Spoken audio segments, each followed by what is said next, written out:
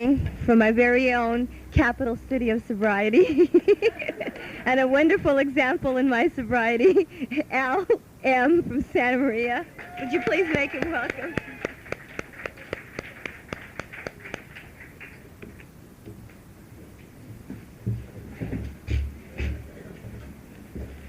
Thank you, Di. My name's Al, I'm an alcoholic. I'm I'm glad to be here this evening, safe, sane, and sober. That is, somewhat sane. Glad to see Jim tonight. He threatened to tell Clancy that I didn't wear a tie when I spoke here, but I reminded him that it was his new baby Jack that brought him to this meeting tonight, because he needed it. I hope you all heard. What's the matter? You can't hear me? By the time I'm through, you wish you couldn't, probably. I hope you heard that Al-Anon read that step. And that was my Al-Anon right there, the one in the pink. See? Raise your hand, Sarah. She used to tell me to do that, and I'd do it, you know. But that doesn't bother me anymore. It used to bother me when Al-Anons participated in my meetings. You know, it doesn't bother me anymore at all. I mean, they're not at fault. They seem to have been born that way anyway. And besides that, they really take the same steps we do. Of course, they don't get any birthday cakes, you understand that, because they slip all the time, but they never have to reset their dates, you know. It's going to be a long ride home. You know, I keep threatening, my God, I'm going to write my own goddamn speeches from now on. You always get me on Al-Anons, and it's always a long, cold ride home. I'm just kidding. Sometimes. I'm supposed to share with you my experience, strength, and hope, what I was like, what happened, and what I'm like now, and sometimes I don't think there's a hell of a lot of difference between all of that, you know. But I am glad to be here. This is one of my favorite meetings. It kind of reminds me a little bit of the old Ohio Street gang, where I got my sobriety. We used to drive up from Oceanside in Bill Blake's car, a gang of us. He was trying to keep Oceanside sober. And Clancy is supposed to be my grandfather if you follow this line of thinking the way people sponsor, because he is my sponsor's sponsor. And it was Clancy who finally said something to me that got me sober this last time. And back, you know, down there they asked for the hands of the newcomer. They trap you. At the beginning they asked for the newcomer, and at the break they asked for those in their first 30 days. And I was never a newcomer, but I was a 30-day wonder. And I raised my hand. And, you know, and they all clapped and everything, and then it got real quiet, and Clancy was sitting in back of me, and he leaned over, and he said in about this tone, "You raise your hand so goddamn much, you're going to get an arthritic condition in it, you know." And he endeared himself to my heart right away, and I vowed then I would never raise my hand at that damn meeting again, and I didn't. I waited till I had 30 days of sobriety before I went back, so I didn't have to raise the hand. Of course, I wasn't too sick, you understand. I like to tell you what I was really like, and I really have to do this every time, and I always explain that I'm going to tell it for those who have heard this 1,345 times, I guess, is that I have a profound fear of being embarrassed. And I've carried that with me for many, many years. And I got that fear from an incident that happened in my early childhood. And I like to tell that because it kind of tells you what I was like when I get into my drinking story, if I get into it. It says, "Speaker, please try to finish your talk by 9:20. Thanks." Is that PM or AM? Anyway, I grew up in a little mountain town. Well, the first part of my life was in a little mountain town of Jackson, California. And I was left-handed when I went to school, and I was only 5 years old in the first grade and was a little young. I don't think I was quite 5. But anyway, because my birthday's in January, I didn't like the first grade because then if you were left-handed, you were MR. They were right on that part. But anyway, they changed you. And if you picked anything up left-handed, they used to dish out a little corporal punishment, you know, to try to change you over to right-handed. And I hated school, and especially that first grade teacher. And this one day, I had a bad case of the GIs. There's no other way to put it. And I was told I had to go to school, and so I went to school, and I was late getting there because I was dancing all the way, you know, trying to hold myself together and in and all of that sort of thing. And by the time I got to school, I was in a hell of a shape, and I didn't want to go inside that classroom. And I was just about to bolt home when that door opened. That teacher opened the door and grabbed me, raised me up, and said, "You're late," and hit me right on the bottom, you know. And I came apart everywhere. And she said, "Oh, my God," you know.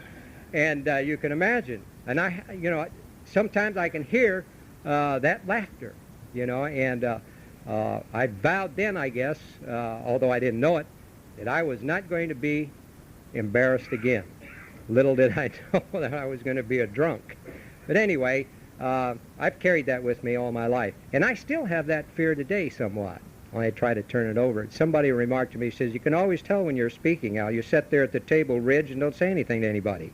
You know, and I said, I hadn't noticed that before. I thought I was pretty cool, you know. And Sarah says, "Yeah, he's already went to the bathroom, had a cup of coffee, and et cetera, and et cetera, et cetera." And I thought I was always cool. And I guess I'm not. I guess I'm just like Jim. He doesn't have this podium until January. Anyway, I can remember my first drink for what it's worth, and it was when I was in the 7th grade. It was a bottle of Tokay, Santa Fe Tokay.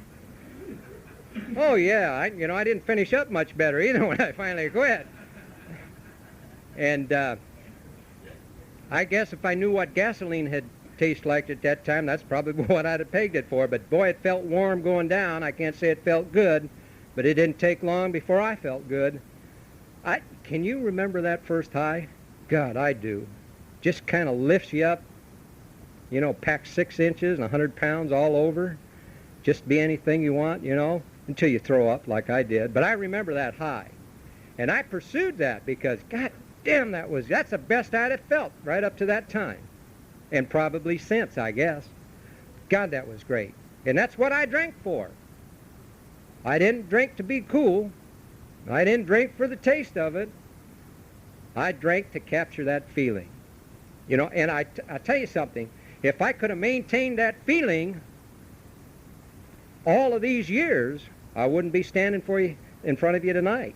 Because that's what I drank for. I pursued that feeling. Now, as I understand my disease, a lot of things happens to me when I take an ounce of alcohol, or any alcohol. Number one, I'm told I'm allergic to it. And then it goes to work on me real quick, you know, and hangs around for a lot of hours. And it does something else to me. It seems to relieve me of all responsibility. And that part I liked, but I didn't like the other part, the getting in trouble. Anyway, I drank a little bit in junior high school, and I drank a little bit in high school, and I worked for a year or so before I went in the service, and I went in the Marine Corps. You know why I went in the Marine Corps? I really didn't have to go. I'm not too bright, it seems. I already had a brother who was over in Korea, and I decided to join the Marine Corps. You know why I really wanted to join the Marine Corps? Because I thought somewhere that they could make a man out of me, you know. They can't. They really can't take a drunk like me and make a man out of him. But anyway, I went in the Marine Corps, and then after boot camp, and I settled in down at Camp Pendleton. I met Sarah, and we got married, and we were on our merry way. And I got out of the service. In the meantime, you know, Sarah and I were Catholics at the time, and we practiced the rhythm. We had a kid every year. You know, we were good. Yeah. Anyway, having kids and going to work and all that sort of thing and drinking, you know what that leads to. You know, I drank on the weekends, and I liked to drink in the gin mills. I didn't like to drink around. There wasn't any action around the house. You know, there really wasn't. I liked to drink out in the gin mills. That's where all the action was, I thought. And that's what I did. Of course, I blacked out when I drank. If I started to drink, I couldn't guarantee where I was going to wind up, what my actions were going to be. And I got in trouble. You know, and my sobering up here, you know, I get, sometimes when I get in a self-pity, it kind of reminds me of the day after, you know, when the house was full of that blue ice everywhere, and the Al-Anon's out there, and when she speaks, it's like thunders across the room and bounces over. You know, somebody shuffles their feet, it sounds like an explosion. And that's right. I used to sit quietly in that chair, not moving, watching TV, hunched over, God, that was terrible. I don't know about you, but I just wanted to get up and run, but there's no place to run in that situation, especially if you're broke and you're blowing your money the night before. Anyway, that wasn't too bad, really. I kind of grew up with the idea that that's the way you drank. I never consciously tried to control my drinking until I got to Alcoholics Anonymous, which makes bad drinkers out of any drunk, I tell you. Anyway, I just thought that was the way you drank. And if you got in a little bit of trouble, you took your chances, that's all. Well, anyway, Sarah and I moved up and down the highway between Sacramento and Oceanside and Carlsbad. And we went back and forth so many times, I forgot how many times we went back and forth. And we kept having these kids along the way. We'd have one in Sacramento, one down in Oceanside, one in Sacramento, and that. I never knew where the damn kids came from all the time. I don't know if they was born in Sacramento or down in Oceanside. And all of a sudden we had these 4 kids, and I have a house, and I'm going crazy. And I'm a milkman by this time. I tell you, there's one thing about drunks. We are resilient. You know that? And I bet you it's true with half the drunks sitting out in front of me. We don't change jobs necessarily. We change professions because that gives you a real good excuse, doesn't it? I mean, what the hell? If you work for a milk company, you don't want to quit the milk company and go to work for another one. No, I quit the milk company and became an insurance man. I did things like that. I quit the insurance. What did I became after insurance man? Something. Oh, car salesman. I was one of those, too. Boy, that's a drinking job, I'll tell you. Anyway, we did that sort of thing, and I took those geographics. And every time things were going to be different, and they never were. They were always the same or worse, because I always had to take myself. Now, interspersed in all of this drinking, a few episodes happened in my life that helped get me here, naturally.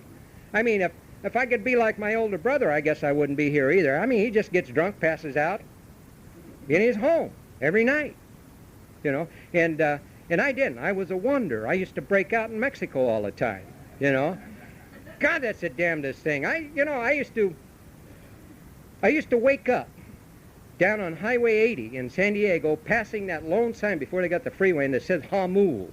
Well, it says it on both sides. I never knew if I was going or coming, until I got there, and I always had to get there. That's a hell of a time. The trouble is with a blackout drinker like me, I never passed out or blacked out for days at a time. It was, snatches, 3 or 4 hours, And that's terrible because I always came to at the wrong time, like getting arrested. I remember, that's always a good one. That sobers you up real quick, I got arrested one time. I was drinking in the Buffalo Club after delivering a milk rod. I ran the Sacramento State Fair run one day, and I stopped at a wine tasting room, and I got pretty well juiced, naturally, and then I wound up at the Buffalo Club, and I wound up running a stoplight, and this old truck I had, it was a hunting truck. I never went hunting, but I had a hunting truck anyway, and the brakes failed on it, and I went right through, sailing through, and I hit this old couple, and I had a moment of clarity. I came to just before I hit it, I could... There I am, and I had a moment of clarity. I said, I got to get the hell out of here because I've been drinking, and so I did, man. I just spun right out of there and went right around the corner and dumped that thing in reverse, trying to speed shift into second. Threw the transmission like this all over the street, and there I am, and they had the arm on me. And I hit an elderly couple, and they made the mistake of putting them in the back seat with me. By the time I got to the police station, they had me on assault and battery also. I was trying to get that old lady, kept screaming about her back, and I said, I'll fix your goddamn back, man. Just went hysterical, Now, I really wouldn't do that if I was sober.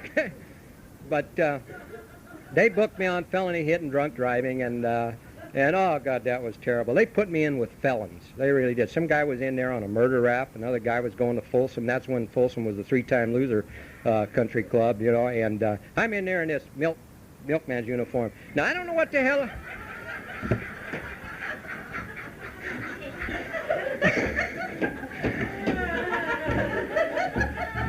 I don't know what the hell I did between the time I started out in the morning, because that milkman's uniform of mine was spotless, and the shine shoes and the little, oh Christ, I was out our way, just like that. And I got there, and this sucker, it was dirty, and it was torn. It was just like somebody had taken it off, tore it up, run it through the gutter, and put it back on me.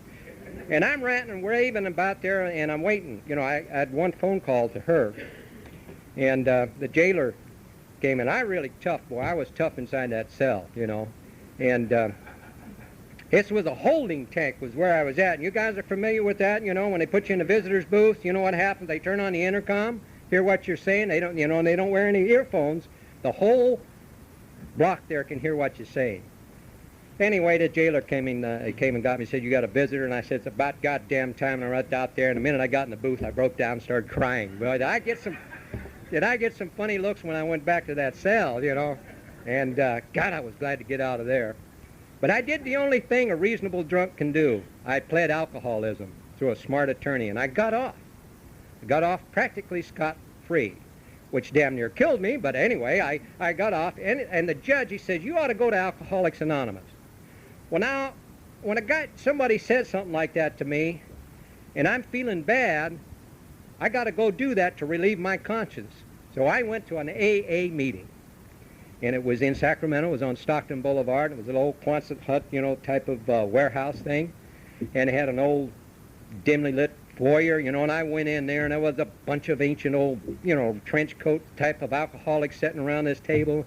I thought, oh, God, I hope they don't try to initiate me or anything like that. You know, I didn't know what the heck was going to happen. They didn't. They sent me down. They were, you know, it was just another AA meeting, really is what it was. But this is the way I remember it. It was dark, and it was kind of foreboding, you know what I mean? And they gave me a cup of black coffee that tasted like last year's rent, you know, and Jesus, it was terrible, terrible. And they read the steps around the table, and they talked. God, that hour was the longest hour I had spent in my life up to that time. And when it was over, I was glad it was over, and I bolted out of there, and I went home, and I remembered a couple of things. I had to remember something to tell the Al-Anon, who was earning her black belt. She was a brown belt about this time, you know. Anyway, I got home, and I said, guess what? I said, I heard two things. It's the first drink that gets you drunk. Did you ever see me drunk on one drink? Hell no, right? I said, besides that, alcoholism, did you know it's a disease? I mean, you could probably catch it anywhere, you know, off of a glass, a bar stool, or anywhere, you know, but it's a disease. I know that. So I left that, and I said, I'm glad I'm not an alcoholic. Well, we did a couple of more geographics, me not being an alcoholic, just through a series of bad breaks and unfortunate circumstances, you know. I wound back down in Oceanside. I tell you what happened is one day, Sarah's niece's husband, Denny, and I were out drinking, and we both got sick. Both got violently ill at this one gin mill that we used to drink at. And we used to have an insurance office downtown. It was, we sold military life insurance. Well, that's not really true. We hustled them Marines into buying this insurance, you know, and that's the way we made our living. And it was right next to a gin mill called the Normandy. And we were drinking in there, and we both got sick. I mean, we got all blotchy and feverish, you know, and threw up and all that stuff. I said, God damn, man, Clyde must have bad beer in here. That's the only thing we could think of. So we went over to Carlsbad, and Ralph and Eddie's had bad beer, and the casino had bad beer. Anyway, we wound up over in Vista, 2 o'clock in the morning in front of the El Sombrero, sitting on the curb, and I told Denny, I said, well, I know what's happened. And he says, yeah, what's that? I said, somewhere we caught that goddamn disease, alcoholism. Now, don't laugh. I'm dead serious about this, because I called A&A and stayed sober for 2 years till I found out I didn't have it, you know. Now, that was dreary, because when I went to Alcoholics Anonymous in those 2 years, I can't ever think of this hall we used to meet at, but it was terrible. Anyway, I was sober 3 months, and they decided to get an Alano club. And they rented an old place up behind a liquor store on Hill Street.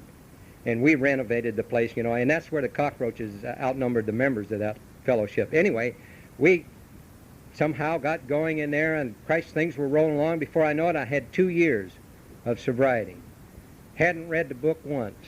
I had it, wrote my name in it, you know, but I'd heard it read enough. I heard them steps, you know. I thought, geez, those are quaint, you know, for guys that are really sick. I guess that's all right for them. Anyway, a group of us decided that somewhere along in about my 18th month, I guess, we decided that Alcoholics Anonymous was not giving us enough of the real substance, because by that time I was in psycho-cybernetics. Anybody know what psycho-cybernetics is?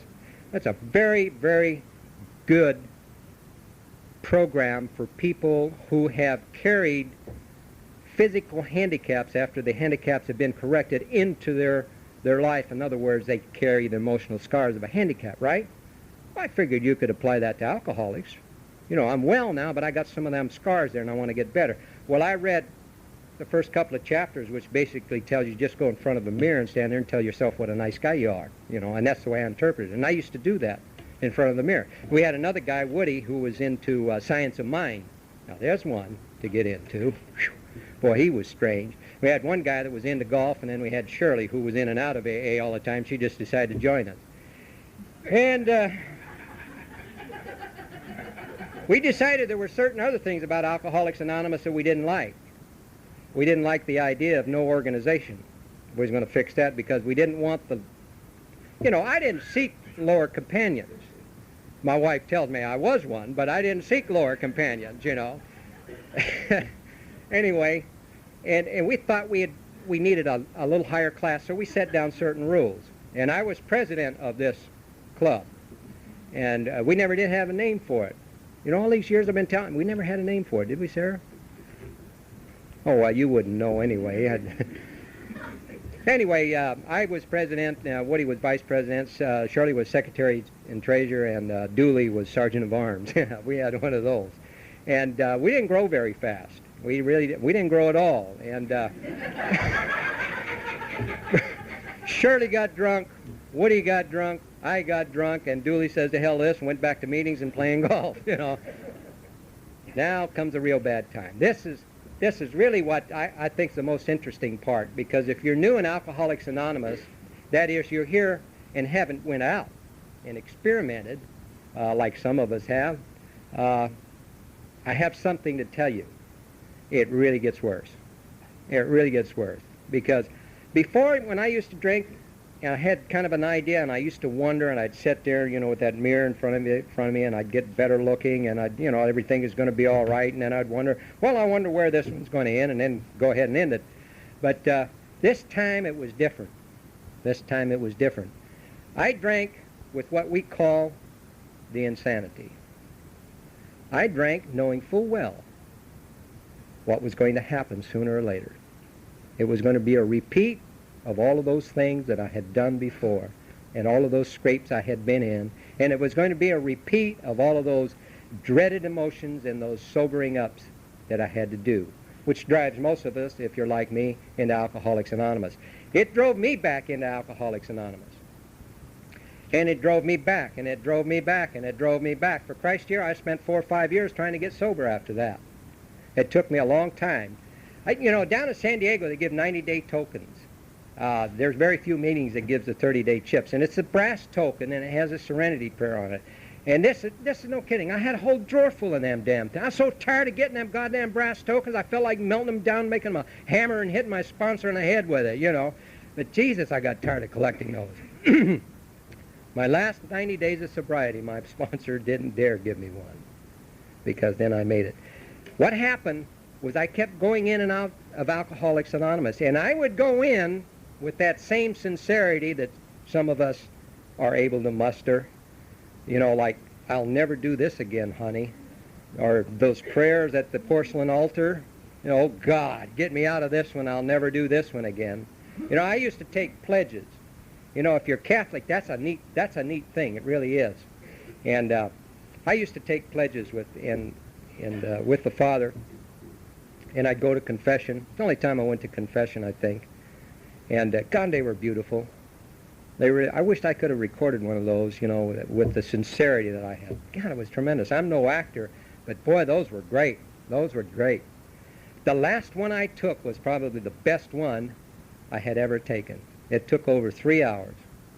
I mean, this Father and I really had it down. This was the change. He said, I think you've had a spiritual experience. You know how long that pledge lasted? 1 block. 1 block. That's devastating. Because when I got out of there, I felt so damn good, I thought, well, I didn't mean I was going to not drink anymore. I wasn't going to get drunk anymore. And that's the insanity. When knowing really deep down, picking up that first drink is going to lead to that same thing over and over and over again. Anyway, I kept coming back to Alcoholics Anonymous, and this last drunk, I really wanted to stay sober. I started setting up meetings, I started making coffee, washing cups, doing all of those things, you know, that they tell us to do. And I even tried to take the first step. At least I thought I had. And I was really into this thing, and I wound up on my 92nd day getting drunk, and another brass token. And it was a puny drunk, as drunks go. Hell, I'm used to them, you know, 2 or 3 day drunks, sometimes longer. This one lasted about 9 hours. It took me several months before I could remember where I took the first drink. And in fact, I've sponsored a couple of guys that have went through the same thing. I never heard of anybody having sober blackouts, but I didn't remember picking up that first drink for a long, long time because it was so emotionally devastating to me. That next morning, I tried to call my sponsor, and he wasn't in. I got a hold of Cliff, and those of you who know Cliff, you know what I'm talking about. I mean, Cliff didn't say much, but he cried real well for me, you know. And Cliff's a crier. But it was the idea that he was there. And I went to a meeting the next day. I haven't had a drink since. And I've often wondered why. You know, Cliff and I used to talk about that. And Cliff and I went to a meeting. He was speaking, I think it was in North Hollywood, I don't know, 7 or 8 years ago. And he said, Al and I were talking on the way up tonight in the car, and we were wondering why we were sober. Why? We're the lucky ones. And he said, you know, I've come to the conclusion it's none of our business. And that I will accept. Anyway, I really got active in the Fellowship of Alcoholics Anonymous. And I noticed one thing when my sponsor took me off, and we went into his office, and we kneeled down, and I took the first 2 steps with him. And you know, I read that, I took that step 1 and read it for the first time and heard it for the first time. I had been raising my hand, like Clancy said, at so damn many meetings saying my name was Al and I'm an alcoholic. I thought I had taken the first step, and of course the first step doesn't have anything to do with I'm an alcoholic. It simply tells me that, Al, you're powerless over alcohol and that you can't manage your own life. That's what it really told me. And I had never read that before. I had never interpreted that step that way. I had never heard that. And I think that was a real beginning for me in my sobriety. Anyway, we got active in the North County down there.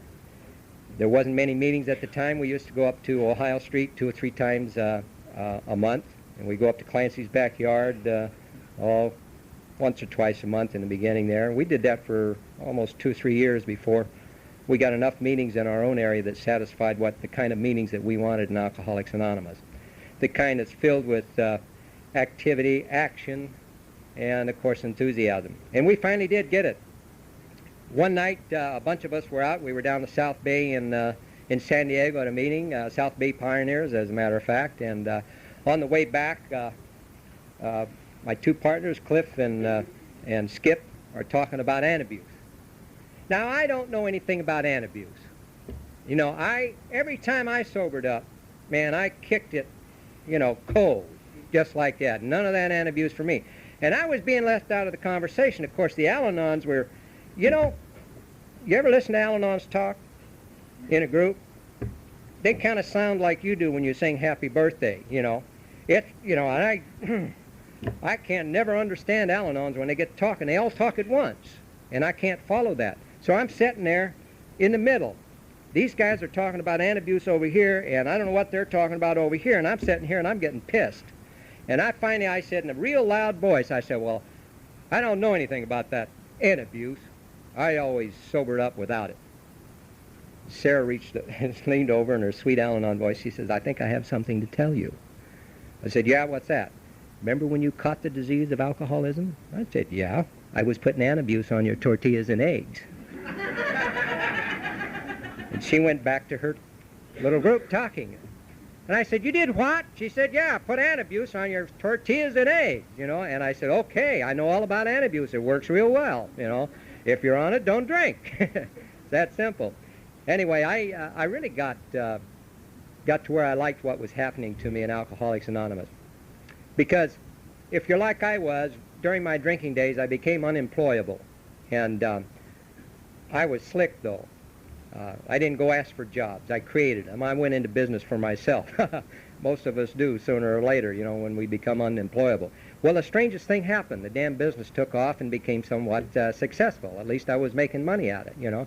And that's when my story really got interesting, because that's when I started coming back to Alcoholics Anonymous. Well, this business I had started when I was drinking became very good after I had sobered up. And while I was drinking, I had taken on a partner, and you know how that goes. And I had to get rid of him after I sobered up. And it took me a couple of years, because my sponsor told me I had to wait and do it right. If I was going to do this, I had to wait and do it right. And he could tell that by the way, the things that I had shared with him in my fifth step. I got to get to that. I like to share with you something that's very important to me, and it's called making amends. And I hope those of you who are in that area of your life won't sell yourself short on making amends. It sounds very difficult at times, but please listen. When I shared my fifth step with my sponsor, he said, you have an amend to make to your mother, and we're not going to wait till the ninth step to get to it. He says, you're going to start right now. And I said, yeah. First I disagreed with him that I had any amends to make her. I mean, she was never around. My dad and her were divorced, you know. And anyway, he said, yes, you have an amend to make, and you're going to start now. And I said, okay, what do I have to do? He says, you're going to visit your mother at least once a week by yourself. And every time you see her at that visit, you're going to kiss her and tell her you love her. I said, you got to be kidding. Me do that? You don't understand. I'm Irish Catholic. We don't do that in Irish Catholic families, you know, at all. He said, you either do that or get yourself another sponsor. I said, I'll try it. Some 4 years later, I didn't do this perfectly. Sometimes I didn't do it at all. But I was willing most of the time, and I evidently did it enough times. On this particular day, a few years later, I pedaled over on my bicycle over to her place, and I stopped. And the usual, hi, Mom, pecked her on the cheek and sat down and started to drink my coffee. I took one sip, and over an hour later, maybe 2 hours later, I noticed that my coffee cup was cold, but it was still full, and it was almost noon. I said, geez, Mom, I got to go. And when I thought about it, later, we had sat down and actually shared for the first time. We didn't talk about the Oakland A's. We didn't talk about the Raiders like we usually do, or about taxes, about none of that stuff that you talk with just casual acquaintances. We actually shared as a mother and son. And when I got up to leave, you know, she's kind of a frail woman at that time, I picked her right up off her feet, and I kissed her, and I said, Mom, I love you. And I set her down, and she said these words. She said, oh, God, I've waited so long to hear you say that. And I walked out of there literally floating. And all the way over to Carlsbad to play ball that day, I felt 10 feet tall. I really felt 10 feet tall. And I knew, at least at that time, I thought I knew what my sponsor was trying to tell me about amends. The next morning, my younger brother and I are shopping in one of the department stores. I forgot what it was. I think it was Kmart or something like that. And they caught up with us via telephone call, paged us, and it says, there's something wrong over at your mother's. You have to get over there. I said, okay. I said, well, water heater's probably broken. My mom was prone to panic, you know. We went over there, and people were standing around, were a little frantic. They couldn't get in. And finally, my brother and I, we had the keys. We forced our way in. We found my mother dead on the floor. And right away, I just went naturally right down, and I shook my fist at God, not thinking of anybody but myself, and I said, what's going on here? Why do you do this to me? Now, here it took us so long to get together and share this love as a son and a mother, and you take it away just like that. And I had to go to my sponsor because I was in a very, very bad spot. And I went to my sponsor. And my sponsor, he's kind of a blustery guy, and he's real quick, and he burns up a lot of energy. But, you know, something happens to people, I believe, who sponsor other people in Alcoholics Anonymous. When they're called upon, they come up with some of the most profound and loving wisdom that I've ever heard of. And at least it was that my experience this time. He said, Al, He said, God kept your mother long enough to give you a whole lifetime of love in that 2 hours. He says, I can't do that with mine. She's gone. She never saw me sober up. And I thought about that. I hadn't been able to do that with my dad. My dad died before I sobered up. But I had this one. Now that's an amend that's in the promises of this fellowship. And it's probably one of the most gratifying and beautiful experiences I've had in Alcoholics Anonymous. Anyway, as time went on, my sobriety went up and down like most people's. You know, they got sayings about the 10th year and the 11th year and all that sort of thing. I know Chuck C. used to talk about his 11th year and the financial disasters and the turnarounds and all of that. And I never went through that. Mine were at odd years. You know, the 8th was a bitch. Oh, Jesus Christ, that was terrible. You know, I went into tailspin like you couldn't believe. And I don't know what it was from.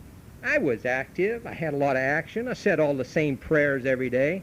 Worked with a lot of newcomers, but I just went down. And I don't know what the reason is, and I don't even care what it was. But it was kind of a neat experience because along the way I had picked up a couple of daughters. My oldest daughter and youngest daughter came into the Fellowship of Alcoholics Anonymous.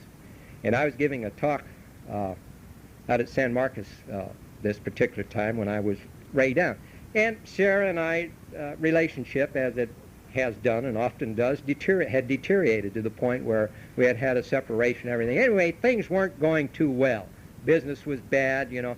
And right away, please don't think, well, you're not supposed to think about business being good in this fellowship and everything. You're not promised that. I know that, but that's bullshit because it's very important to most of us. It really is. And so I was doing something wrong, I thought, and I wasn't doing the right things. Anyway, I just kept doing the things that my sponsor suggested I do, and he suggested a couple of simple things. He says, don't drink, go to meetings, you know. And that's all I did. I didn't drink, and I went to a lot of meetings. And it kind of resolved itself. Now, the curious thing about Sarah, it didn't end there. It took until my 10th year before that portion of my life started to straighten out. I had, through a series of bad breaks and circumstances, I had lost quite a bit of money in a contracting business, and I come up here to Vandenberg to work for 1 year, I thought, just, you know, kind of get things out and get my business back together, and this has been almost 5 years now. In the meantime, Sarah and I separated again, and in fact, we got divorced. The curious thing about Sarah and I, we've been, I'll get it right this time, honey, we've been separated twice, divorced once, and married 4 times. Now, I'm not going to tell you how that came about. You're going to have to figure it out yourself, you know, because I have difficulty explaining it to my children, you know, how that came about. But nonetheless, that's the way it is. You know, I can say that, you know, I've been on an adventure in Alcoholics Anonymous, but most of the adventure have been with Al-Anons, with my wife, you know. Without them, I don't think this trip would have been half as rewarding as it has. And I really mean that. Anyway, I came up here and we were just going to, I was just going to stay here for a year, and Sarah and I got together and we started working on this relationship. And, you know, there's nothing worse. Do you know alcoholics hate change? Really. You know, we think we're liberal because we're earthy and we've been through so much. And yet, you know, try and bring a drunk to a meeting sometime and look at the looks you get. Like Cliff says, he brought a drunk to a meeting. I mean an active drunk, you know, one that's been drinking. This old gal walked up to me and said, what'd you bring that drunk here for, you know? And Cliff says, where the hell else am I going to take him? To a movie, you know? But I've done the same thing, you know. I've whipped around in my chair and said, what's a goddamn drunk doing in here, you know? Before I thought, well, wait a minute, you know, most of us were that way at one time or another. And maybe again, who knows? But Alcoholics Anonymous has given me so much. And one of the things that it's given me is it's given me time. And I like to talk about time because Sarah and I went up to visit a lovely man whom I met when I first came up here. I'd known of him and met him once or twice years ago, the Big Book group, but we visited him today, and he's got a terminal illness besides his alcoholism. And it was a lovely visit, and some people that used to live in the area came down from Santa Cruz, and they wound up there at the hospital at the same time. And we were talking about this business. And you know, it was mentioned that Johnny has one day at a time, just like the rest of us. And it kind of hit me because I was talking to his wife earlier, and I said, you know, I don't handle myself well in these circumstances. I don't handle sickness and death well at all. I like to avoid it wherever I can. And I certainly don't like to show any emotion about it. And she says, go up and let him 12-step you. Now, I have seen people and been part of their lives in Alcoholics Anonymous who go through this same thing. And it always amazes me, just absolutely blows my mind, how these people handle these things in the true spirit of the fellowship in this program. And in many ways, I envy them their quietness and their final serenity, that they truly accept what this program has to offer. You know, and when I thought about it, and I said, Johnny, you're right. He says, that's all any of us have right now is now. The rest is just memories or anticipation. Nothing more. Certainly nothing more. And I really believe that. And you know, when I get up in the morning, I like to run when it's dark. And I have a few prayers that I say. First of all, I thank God, as I understand Him, for my day's sobriety. And I ask Him for another day. And then I thank Him for my sobriety and the beautiful day. That's one prayer. Then, of course, I have the resentment list. You all know that. You know, I pray. That damn resentment list of mine, Jesus, you know, sometimes the runs aren't long enough, you know, to get through it. But I try to get through them because it works. It works for people I love and for people I resent or envy. It does work. And that's all I pray for. That's it. Because I know deep in my heart, after watching you and being part of your lives, that there's nothing anybody can do to me. There are no circumstances that can happen to me. There's no situation in life that I can't walk through when I'm holding your hand. It's that simple, because I've seen it too many times. You know, Duffy from Calistoga, I think, really says it best. And he says it in a different way. But when I think about it, I think he's saying the same thing. He says, you know, I was asked one time, why do I go to so many meetings? And he replied, he said, you know, I have been to so many meetings, I have heard everything there is to hear in Alcoholics Anonymous. The guy says, well, why do you still go? Because I want to be there when I hear something that I haven't heard before. And I want to be here when I experience something that I haven't experienced before. I think that's what keeps them. We talked a couple of weeks ago about sobriety, and there's a priest in Oklahoma who says that he gets highly excited and is in awe of his sobriety every day. And that's the way he maintains his enthusiasm. And I listen to that tape of Larry's quite often. I've never met him. But of course, you know, when you listen to a tape of one drunk talking, you get to know him real quick. And I agree with that. I really do, because I find when I can renew my enthusiasm for my sobriety, when I am actually surprised at my sobriety, I find that my days go a heck of a lot better. I'd like to thank Ann, because I'm going to sit down. See, I didn't take all the time. I'd like to thank Ann for letting me have this opportunity to share with you tonight. It's I got a hell of a lot more out of it than you did. You had to sit there and drink that coffee, and I didn't have to drink any of it. You know, stand up here. But I want to wish you well, and I want to wish you in sobriety what sobriety's given me. Thanks.